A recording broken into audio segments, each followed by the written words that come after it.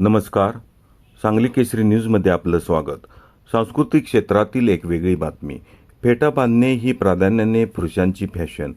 सभा समारंभात पाहुण्यांना सत्कारमूर्तींना फेटे बांधण्याचे काम आजही पुरुष मोठ्या प्रमाणात करतात. मात्र याही क्षेत्रात एक महिला पुरुषांच्या डोक्यावर रुबाबदार फेटा बांधण्याचे काम करत आहे, हे कौतुकास्पदच. सांगली जिल्ह्यातील मौजे डिग्रज येथील शिवानी सतीश सपकाळ या आपल्या पतीसोबतच सभा समारंभात फेटे बांधण्याचे काम खूप चांगल्या प्रकारे करतात. शिवानी यांचे पती लग्न, वाढदिवस, सभा समारंभ, सत्कार अशा विविध कार्यक्रमात फेटे बांधण्याचे काम करतात. त्यांच्यासोबत शिवानी याही स्वतंत्रपणे फेटे बांधण्याचे काम लीलया पूर्ण करतात.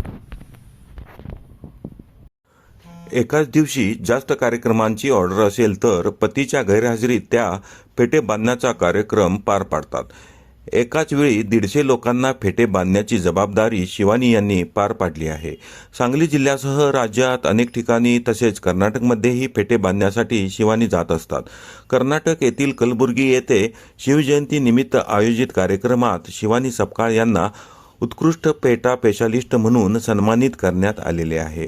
बऱ्यापैकी पुरुषांची मक्तेदारी असणाऱ्या या फेटा बांधण्याच्या नव्या व्यवसायातही शिवानी यांच्या माध्यमातून महिला पाय रोवत आहेत. शिवानी यांचे हे काम इतर महिलांसाठी मार्गदर्शक असेच आहे. शिवानी या एका 4 चाकी गाड्यांच्या शोरूममध्ये कस्टमर केअर एक्झिक्युटिव्ह म्हणूनही काम करतात.